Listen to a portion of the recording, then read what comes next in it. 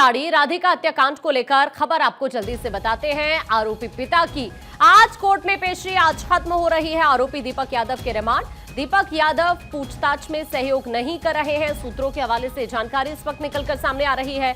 बार बार अपने स्टेटमेंट वो बदल रहे हैं।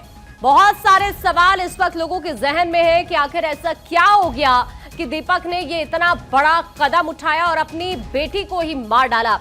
लेकिन अभी जो पूछताछ को लेकर जानकारी मिल रही है वो ये है कि दीपक सपोर्ट नहीं कर रहे हैं। पूछताछ जो उनसे हो रही है उसमें वो बिल्कुल भी सपोर्ट नहीं कर रहे हैं। हालांकि एक एंगल इसमें यह भी निकलकर सामने आ रहा है कि दीपक ने इस वारदात को अंजाम देने से पहले खुद भी सुसाइड करने की कोशिश की, क्योंकि मानसिक रूप से वो बेहद परेशान थे पिछले कई दिनों से। घटना वाले दिन भी उन्होंने राधिका से बातचीत की इस मुद्दे पर। हालांकि इसके कुछ समय बाद जब राधिका किचन में खाना बना रही थी तब दीपक ने पीछे से ताबड़तोड़ गोलियां चला दी।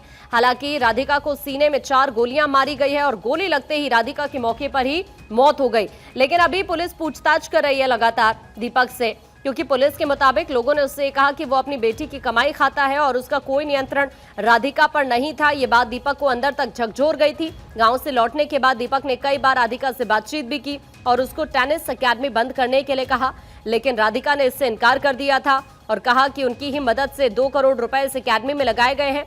ऐसे में राधिका इसे ऐसे ही बंद नहीं कर सकती, क्योंकि राधिका जो पेशेवर टेनिस खिलाड़ी रही है वो पिछले कई दिनों से खेल नहीं रही थी। चोट उनको लग गई थी और इसी वजह से वो पिछले काफी दिनों से खेल से दूर थी। हालांकि संन्यास का ऐलान उनकी तरफ से नहीं किया गया, लेकिन 1.5 साल से राधिका खेल नहीं रही थी। अब सवाल बहुत सारे उठते हैं। सवाल यह है कि आखिरकार राधिका के पिता ने क्यों मारा राधिका को। इसकी कई सारी वजह भी हो सकती है। जल्दी से कुछ ग्राफिक्स के जरिए आपको जल्दी से दिखाएंगे। देखिए, पहली जो वजह हो सकती है वो ये कि समाज ताना देता था। दूसरी जो बड़ी वजह हो सकती है, बेटी रील बनाती थी। इस तरह की चीजें भी निकलकर सामने आ रही है। दरअसल वो एल्विश यादव की कई रील्स देखा करती थी और उससे काफी ज्यादा प्रभावित थी और इसी वजह से ये कहा जा रहा है कि वो रील भी बनाती थी और पिता को ये बिल्कुल भी पसंद नहीं था। टेनिस खिलाड़ी राधिका यादव हरियाणा की उभरती हुई टेनिस प्लेयर थी। स्टेट लेवल पर कई टूर्नामेंट में वो शामिल भी हुई है।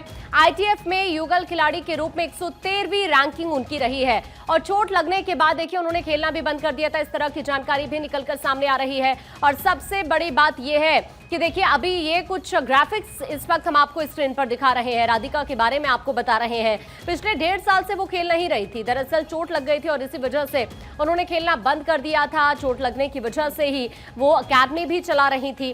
टेनिस अकेडमी मौत की वजह उनकी बन गई। उनके करियर के बारे में इस वक्त स्क्रीन पर आप देख रहे हैं। दरअसल उनके पिता यही चाहते थे कि वो इस अकेडमी को बंद कर दे, लेकिन राधिका ऐसा नहीं चाहती थी। राधिका का कहना था कि हमने आप ही के तो पैसे 2 करोड़ रुपए इसमें लगाए हैं, तो वो इस तरह से इस अकेडमी को बंद नहीं कर सकती। लेकिन समाज जो उन्हें ताने दे रहा था, इसी वजह से वो पिछले कई दिनों से मानसिक तौर पर परेशान थे। उन्होंने खुद भी सुसाइड करने की कोशिश की।